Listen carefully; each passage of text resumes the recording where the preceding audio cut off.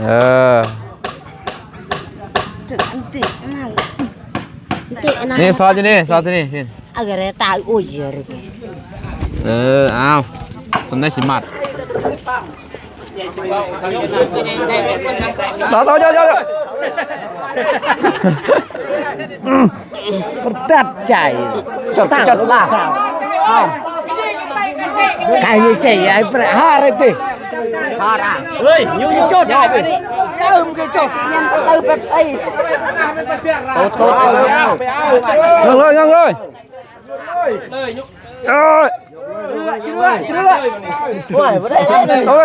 ยัดขอบใจในไลน์เด้อหน่อย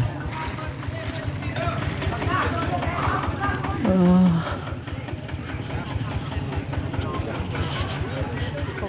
บคุณผู้ใหญ่ใจบุญพ่อบุญทงและแม่ทิพย์พ่อทวนบ่แม่นแม่ทวนพ่อแบะแม่ทวนพ่อแบะแม่ทวนและผู้ใหญ่ใจดีอยู่ฝั่งไทยและไอฮักอยู่ฝั่งไทยและชาวบ้านในบ้านที่จุหน่วยที่มายกซอยเพื่อนน้องพินก็ขอให้ชีวิตราบรื่นขอให้ร่ำให้รวยความเจ็บอย่าได้ความไข้อย่ามีและ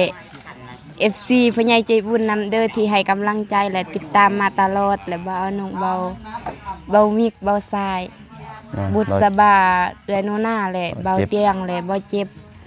เบาตุนเบาเมฆเบาโกก็ขอให้สุขภาพแข็งแรงขอให้ร่ำให้รวยขอให้มาในสุขขอให้ชีวิตราบรื่นพัฒนาสิ่งใดขอให้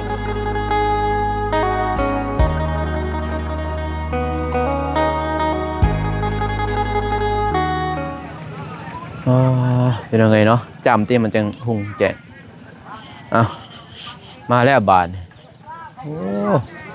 โอ้ไวๆเลยมาลายแต่คนเป็นยังไงกราบทักทายสบายดีสวัสดีเด้อพ่อแม่พี่น้องมัดสุขูสุคนกันยินดีต้อนรับเข้าสู่สองบอลลงเพลเนาะมือสันวันดีน้องพินพูดยกแล้วไวเลย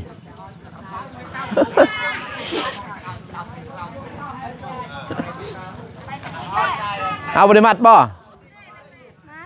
คือมาสบายดีเด้อเบิ่งจับไม่ไปเบาสาย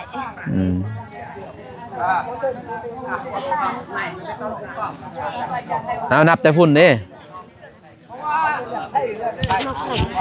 ว่าภาษาจะโลด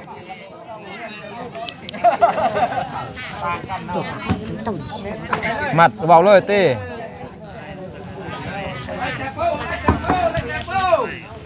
บ่ได้เอายังบ่ปลาให้ไว้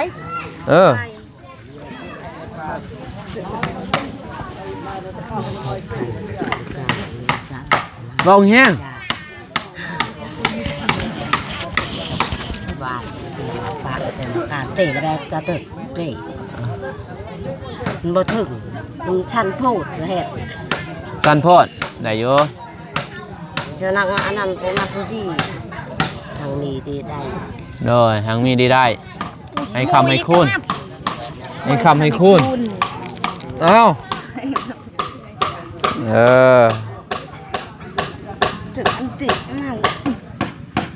นี่ซอสอยู่นี่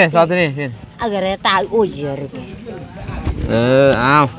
ทำได้สิมัดนี่เข่งชาติเลยเตี้ยมาเข้าไผ่พวกยาวเนื้อมัดอยู่ในลายดิจะทำมันล้มอีกตัวนี้อีกมัดมัดอีกนี่บ่มัดก็ได้บ่ล้มบ่เปิดกรรมการแสดงว่าทอมีแล้วมันเป็นจังเด็กน้อยเอาตัวเจ้าพูดอะไรนี่เลยเอาตัวนี้เลยเกี่ยวเป็นเจ้าเกี่ยวก็ได้ล้มเลยบาบาจินนางอ่ะสบายดีเด้อสบายดีพี่น้องว่าอย่างเนาะมาปุ๊บย่อปุ๊บเลยเนาะ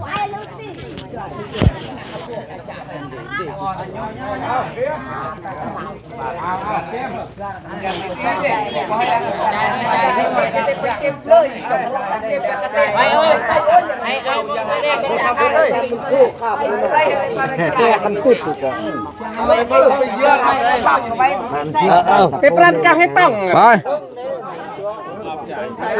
ถึงว่า เถิง ถึง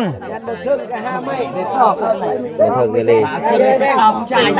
อย่าไปเยี่ยน เถิงอยู่ สู้ไปเจอเปียก อยู่เลยไปโอ้เอ้า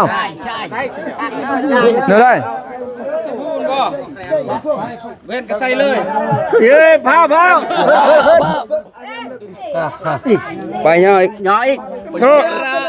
อะไรนี่เราฟังไกลเนี่ยไปจะได้ดิไปอันนี้นังใจกันดิไปโอ้ตรีไป ฝนตกนี่เนาะเปื้อนหมด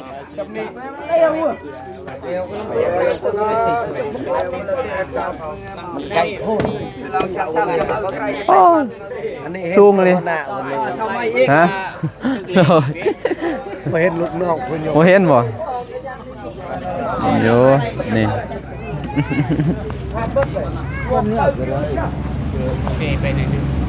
สูงเลยเนาะ จะจุ่ม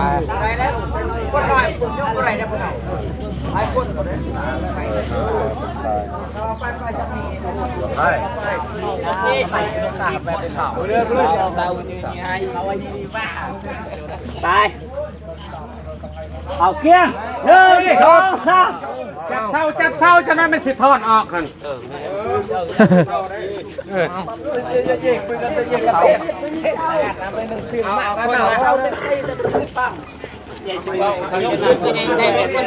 ต่อเยอะ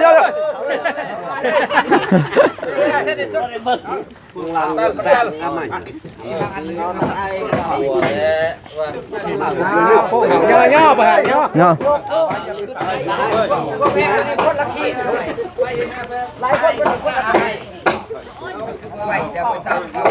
โอ้ จ่ายก่อนดิตั้งขึ้นเขาบอกว่าได้จ่ายแล้วตั้งขึ้นดิ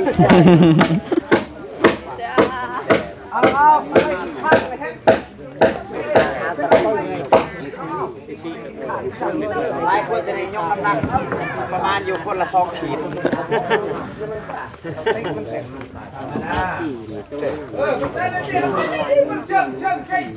โอ้ยยังซ้ำคือเก้าบ่หัน ด้วย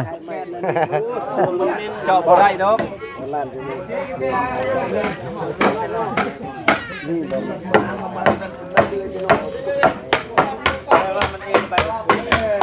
เอ็น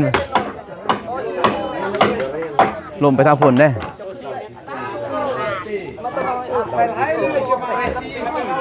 แล้วมากอกเด้อมากอกเด็กหน่อยเบิ่งเลย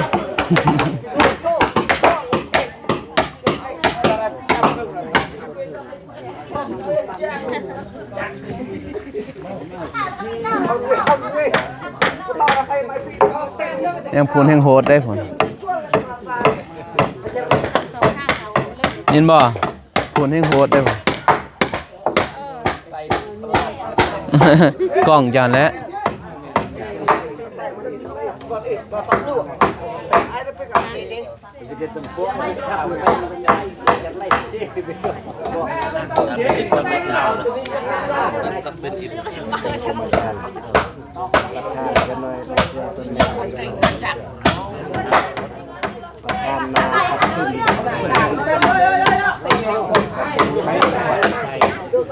ดึงมาไม่ได้บ่มันล่มแน่คนโบราณใช่นะ ทั้งนี้มันยกบกมันตัดใจจดลากไก่ยี่เจ๋ยไอ้ประหารเลยหาร่าเฮ้ยยุ่งจดได้ไปดิมึงจดได้แล้ว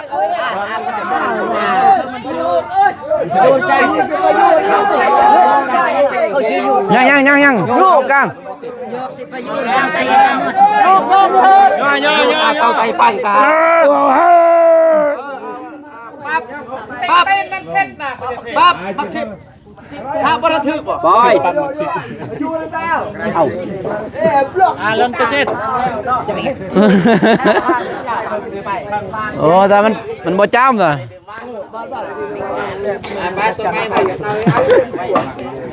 พ่อเดี๋ยวอยู่อันนึงคนหน้า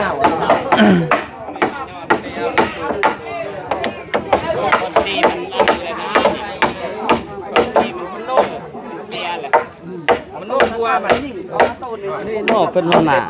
โมแมน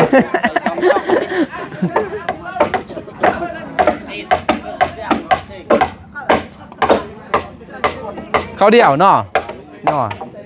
โลายดิบาดเดี่ยวเนาะนี่นังไงไปทางไหนเอาตัวนี้มันอยู่ทางขาไอ้ทางนั้นก่อนแม่นเลยเป็นแล้วเนาะพอแล้วไปชิดไปเชื่อทางใดเข้าไปเลยเด้เป็นเลยสมมติห้ามคือกระเดือนหน่อยเนาะเดือนน้อยคนมักลายไม่ใช่ว่านะบัดหน่อยนึงว่าบ่ย่อบ่คืนได้เนาะย่อบ่คืนได้ซ้ำเช้าคนนี่ย่อไม่ได้บ่ได้เด้เอาไปต้นไอ้ภาพเด้อยังเกิดแค่ห่างแต่ก็บ่ไปเจอไอ้สิยันตื้อแบบซี่โตยังเลยเอ้ยเชื่อโอ้ยบ่ได้เอ้ยยอดยอด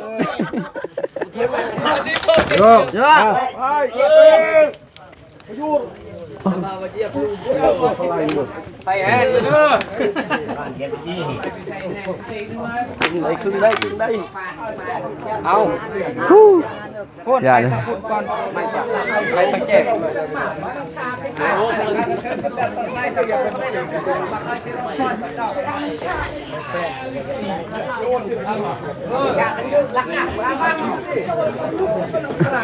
พ่อบ่กาแฟฮะเขาว่าเอามาซองจะว่าอันเดียวไปซื้อแล้วบ่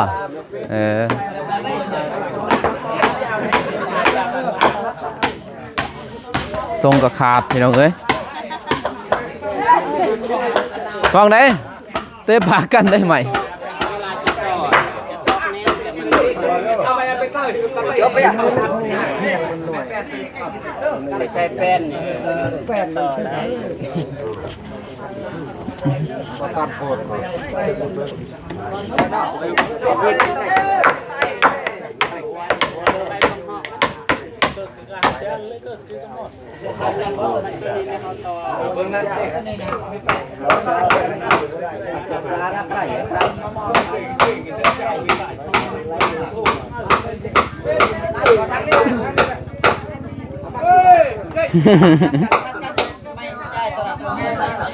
เป็นอยู่พญาเทน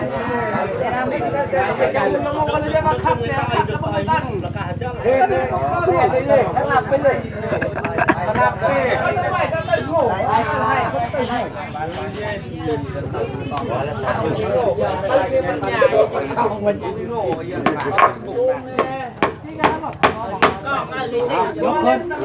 ยกขึ้นบอกพูดไปคุณแน่ตะกูมาสั่นแท้โอ้ยนี่แหละเบิ่งมาสิกันตอกตะกูบ่เขาเป็นตอกเจ้า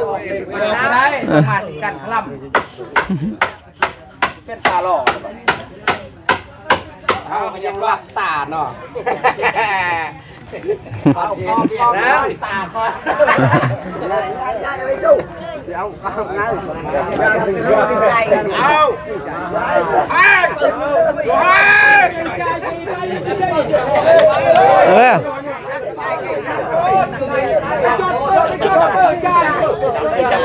คอยขึ้นลูกไปพุ่นเลยถ้าพุ่นนั้นบ่ดึงน้ำโยมาเลย มันโน่นนะฮันเดิงโอ้ยัน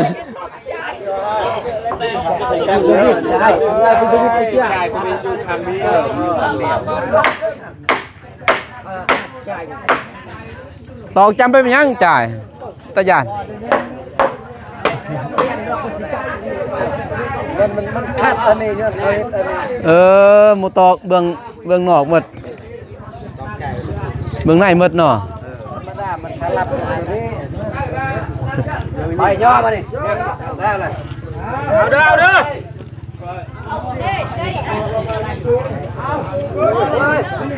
ทำน้าจ่ายทำน้ำนี่โยดยกขึ้นเลยดึงหัวมันเอาดึงหัวมันยังไปไม่ได้โอเคเขาเดียว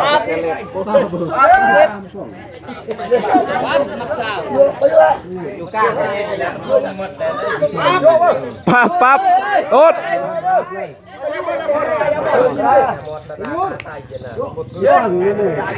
หมดทึก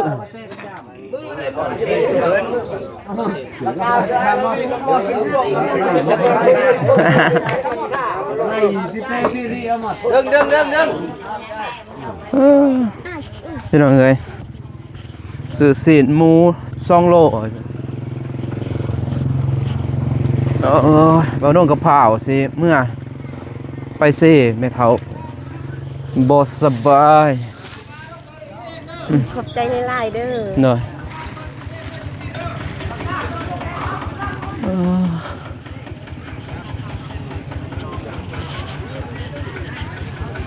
เรียบร้อยเขาเดียวเมื่อบัดบ่เนาะอะไรก็เมื่อ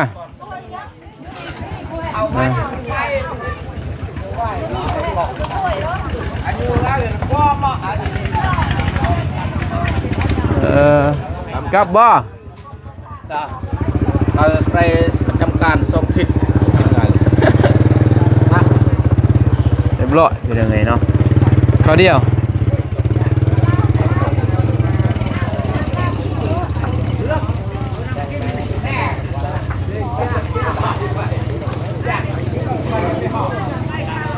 ใหญ่เติบได้เป็นยังไงเนาะ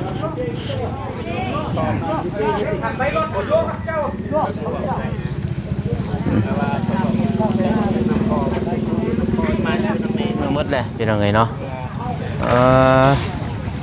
คนขอบใจเด้อ เมื่อมืดผมมียังกินเป็นยังไงเนาะเปล่าเมื่อเห็นงานมีแต่นี่แหละเป็นยังตั้งยูหันไปได้ไหมเป๊ปซี่โดยเอฟซีของคนรุ่นใหม่บ่เป็นคนเก่าเรียบร้อยไปหน่อยเนาะมีไตแดงเอ็ดบันจำบ้านค่ะ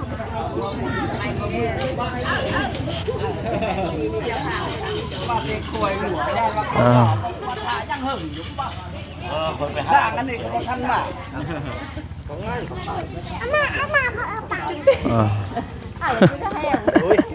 ไวจริงนี่เขาเดียวนายแดง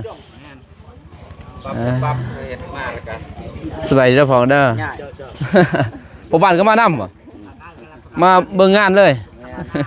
ขอบใจหลายเด้อโดย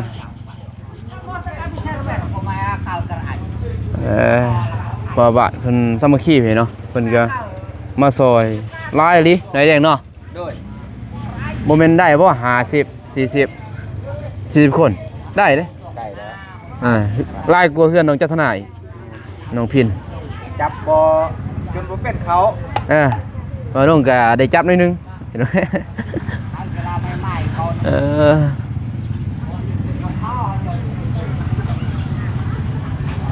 ไว้กบซ้ำบกบเนาะใหม่นี่เปื่อนมัดกบกับซ้ำบกบแล้วพ้นตก นตกฝนลิ้น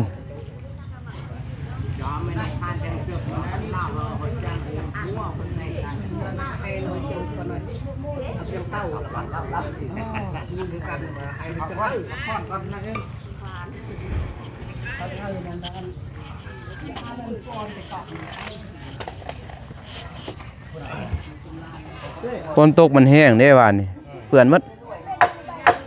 นี่แยบตื่มอีกเนาะนี่แห้งนั่นแหละ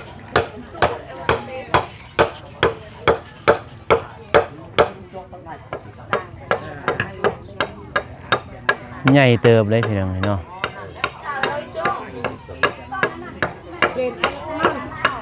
6 เมตรเตะเลยก็ใหญ่กว่าเพื่อนน้อง กลัวบ่ สำคัญแหละ อันนี้เบิ่งบ่มันเป็นคือใหญ่ สำคัญแหละ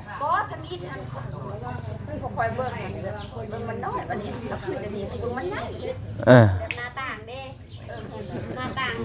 เรือมันนั่นบ่เนาะคือแบบทรงกรุ๊ปเนาะมันเป็นคือใหญ่อยู่เนาะ มันกะบ่เกินกัน2 เส้นอย่างนะให้มันใหญ่หน่อยนึงไม่เพิ่มหน่อยนึง 2 เส้นนี่บ่สะ6 เมตร 6 เมตร 2 เส้น 6 เมตร 2 เส้น เอาเป็นพิเศษนี่เพิ่มให้ท่าน เออ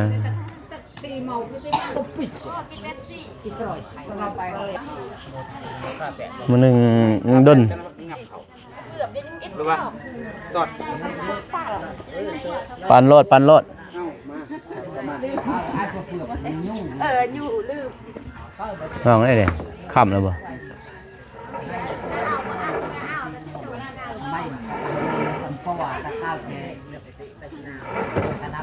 มาแต่เช้าพุ่นบ่เด้ แม่นต้องเติบ น้องพินโทรอันบ่นี้ คือสุดนั้นแล้วเขาทานไปเช้าเพิ่นเฮามา หน่อย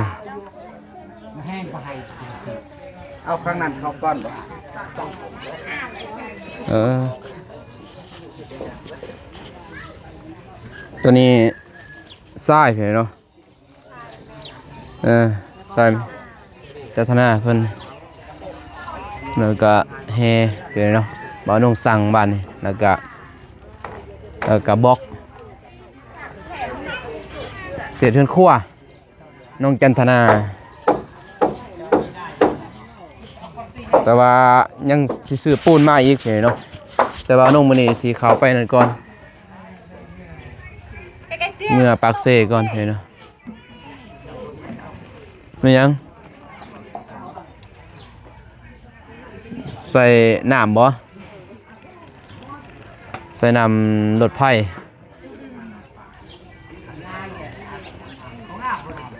ทำเดือนแล้วกับบ้านน้องก็เดินทางกลับไปเนาะขอสิเมื่อเซ่ก็ได้ถาไปห้องหมอก่อนมีแต่นี่แหละให้ทั้งไอแดงเพิ่นเฮ็ดไปเนาะแต่เสื้อมันเพิ่นอยู่แล้วก็ให้ทางทีมงานมาทางน้องเมฆยังเบาเจ็บยังทันมาไปเนาะ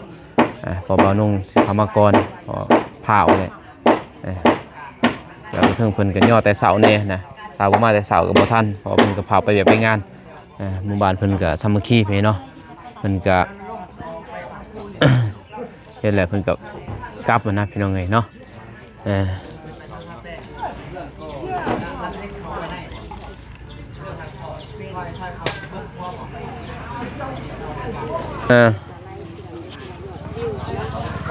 นอนกลับก่อนได้ด้วยเด้อพอสมมุติเซ่เด้มีแต่หันแลพากอ้ายเบิ่งเฮ็ดเด้อบ่จะได้ก็เบาเจ็บน้องเมฆก็มาดอกแต่กับเสื้อไอ้แดงอยู่พี่น้องเนาะมีแต่ให้เพิ่นเฮ็ดเลยโลดเพราะสิกลับ ปีนก่อนนึงเนาะ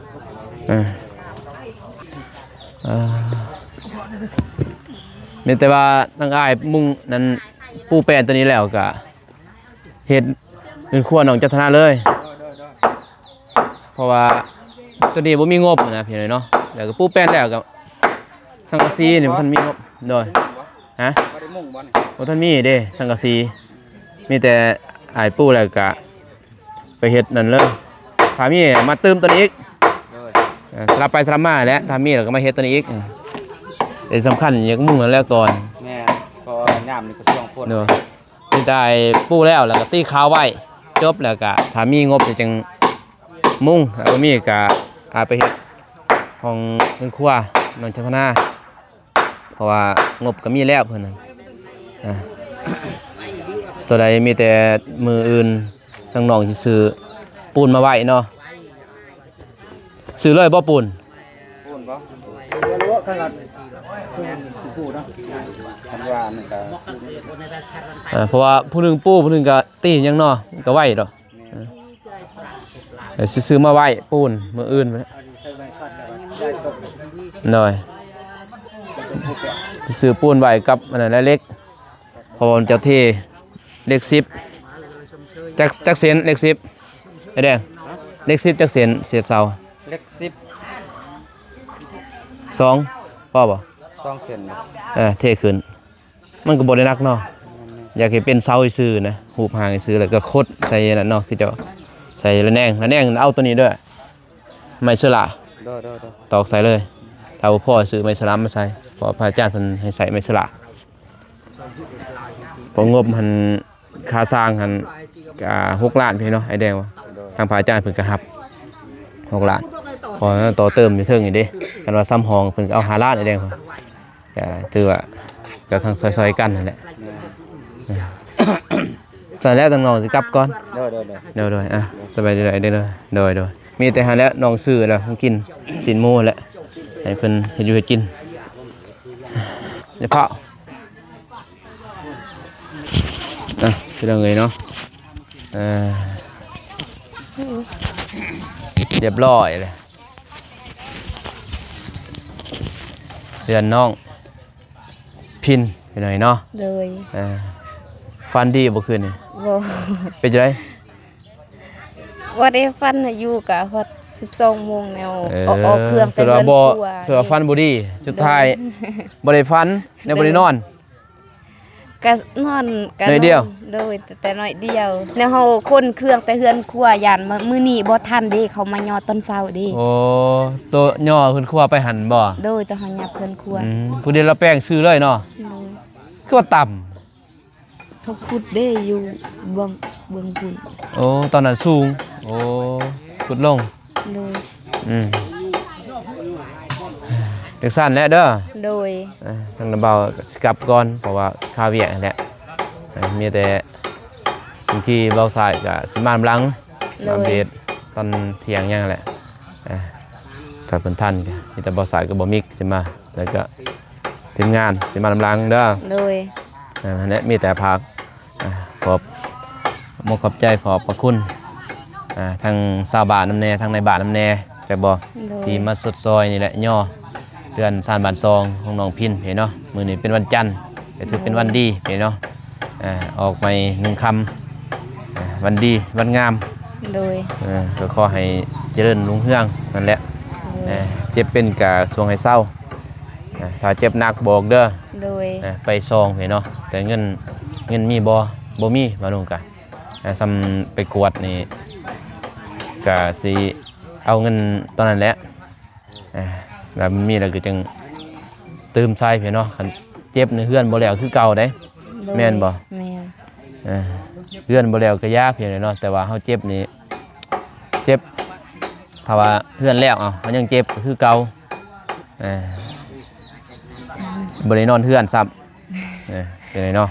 คือคืนมื้อนั้นนั่นแหละมีแต่นั้นเด้อฝากความขอบใจทางผู้ใหญ่เพิ่นเมื่อสู่ผู้สุคนนั่นแหละที่ซอยคือทางพ่อบุญทงทางเอื้อยทิพย์แล้วก็ทางแม่ทวน แม่ทวนพ่อแบะ พ่อแบะและ แล้วก็อยู่ ฟังไทย ฝั่งไทย และพ่อใหญ่ใจบุญ โดยแล้วผู้ใหญ่ใจบุญเมื่อสู่ผู้สุคนนั่นแหละแล้วก็ โดย FC ที่ติดตามในกำลังใจทางน้องนะเด้อ โดย โดยขอบคุณใจเพิ่นกันในบ้านในเมืองแน่ โดยขอบบุญขอบคุณพ่อใหญ่ใจบุญพ่อบุญทงและแม่ทิพย์พ่อทวนบ่แม่นแม่ทวนพ่อแบะแม่ทวน พ่อแบะแม่ทวนและพ่อใหญ่ใจดีอยู่ฟังไทย และไอฮักอยู่ฟังไทยและชาวบ้าน ในบ้าน ในบ้าน จุ ที่ หน่วย จุหน่วยที่มายกซอยเพื่อนน้องพินก็ขอให้ชีวิตราบรื่นขอให้ร่ำให้รวย ความเจ็บอย่าได้ความไข้อย่ามีและ FC ผู้ใหญ่ใจบุญนำเด้อที่ให้กำลังใจและติดตามมาตลอดและบ่เอาน้องเบามิกเบาทราย บุษบาเอื้อนูน่าแหละเบาเตียงแหละเบาเจ็บเบาตุนเบาเมฆเบาโกก็ขอให้สุขภาพแข็งแรงขอให้ร่ำให้รวยขอให้มาในสุขขอให้ชีวิตราบรื่นพัฒนาสิ่งใดขอให้ได้สิ่งนั้นสาธุ สาธุดีใจเนาะ เด้อ นั่นไง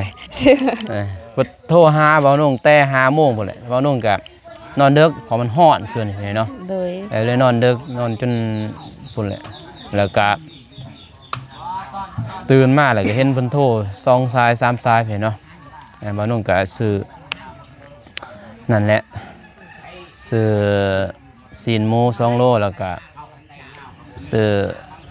กาแฟแล้วก็อมติ้นเนาะมอบให้น้องเพิ่นแต่บ่มีดอกเงินผู้ใหญ่เนาะหมดแล้วมีแต่มอบให้เด้อ โดย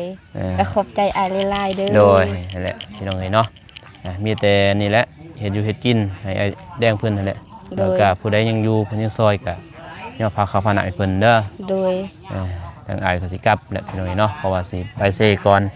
แม่เฒ่าก็บ่สบายอ้ายก็ โดย อ้ายเองก็บ่สบายพี่น้องเอ้ยเนาะตอนนั้นตับอ่อนเพลียบ่นุ่งก็กินยาเลยตัวนี้สั่งยาจนหมดเป็นล้านน่ะพี่เนาะบ่เตียงสั่งกับเขาล้านเลยแล้วก็บ่นุ่งอีกสั่งมาอีกกินแต่ว่าตอนนี้เป็นจังได๋ก็ยังเพิ่นว่าบ่เมื่อยพี่เนาะดีแต่ว่าบ่เมื่อยบ่อยากนอนคือตำมิดเห็นบ่อายมานอนเลยอยู่ในรถจักรยืนนอนเลยนั่งก็นอนพี่เนาะเมื่อยแห้งตับอ่อนเพลียเด้ตอนนั้นแต่นี่ในเรื่องนี้ยังบ่ทันไปกวดพี่เนาะลองเบิ่ง3 เดือนสิไปกวดเบิ่งกินยุบกินยากินปัวบ่จักหักใหม่หักตอก โดย บ่จักสมปิพี่น้องเอ้ยเนาะ พญาติมันลายสนิท โดยสั้นๆแล้วเด้อ โดย สบายดีเด้อ สบายดีเดินทางปลอดภัยเด้อ โดยพี่น้องเอ้ยเนาะไปพี่น้องคลิปนี้บ่ต้องกาสิจบคลิปเพียงก่อนพร้อมพี่น้องเอ้ยเนาะมีแต่ไอแดงเพิ่นเฮ็ดพี่เนาะแล้วบ่ต้องกาเดินทางกลับก็บ่ต้องกาอวยพรให้ที่สดซอยทางน้องพินพี่ครอบครัวน้องพินแหละทางบ้านกันดอนพี่เนาะในบ้านกันดอนแล้วก็จุหน่วยในห้องในโฮมพี่เนาะองค์การจัดตั้งทุกแขนงแหละที่แล้วก็ลูกบ้านทุกแขนงพี่เนาะที่มาสดซอยทางครอบครัวน้องพินก็ขอให้เพิ่นเนาะแล้วก็ทางผู้ใหญ่ใจบุญทางพ่อทุ่งแล้วก็แม่เอื้อทิพย์แล้วก็ทางแม่ทวนพ่อแบะพี่เนาะแล้วก็อ้ายฮักอยู่ทางไทยก็ขอให้เพิ่นอยู่ดีมีแห้งความเจ็บอย่าได้ความไข้สิมีขอให้หังให้มีขอให้ร่ำให้รวยนอนให้ได้เงินหมื่นตื่นให้ได้เงินแสนแบนมือมาให้ได้แก่มีโทษหายอย่ามาเบียดเบียนเสนียดจะได้มาไก่เด้อพร้อมครอบครัวหมดสู่ขู่สู่คนพี่เนาะแล้วก็ FC หมดสู่ขู่สู่คนทุกๆทานเนาะที่ติดตามพี่เนาะทางครอบครัวน้องพินและให้กำลังใจน้องพินตลอดมาอยู่ดีมีแห้งหมดสู่ขู่สู่คนเดินทางไปไสมาไสก็ขอให้แคล้วคลอดตลอดปลอดภัยพี่เนาะทุกเส้นทางสาธุพี่น้องเอ้ยเนาะโอเคพี่เนาะคลิปนี้บานุ่งกาสิจบคลิปเพียงก่อนพร้อมพี่เนาะบานุ่งกาสิเดินทางไปปากเซมีแต่เราติดตามมือตามส้มพุ่นแหละพี่เนาะอยู่ปากเซอีกต่อพี่เนาะว่าสิเป็นจังไดกะรอเบิ่งรอส้มเด้อพี่น้องเด้อเนาะพอกันใหม่คลิปหน้าคลิปนี้ขอกล่าวคำว่าสบายดีพี่น้องเอ้ยไปบ๊ายบาย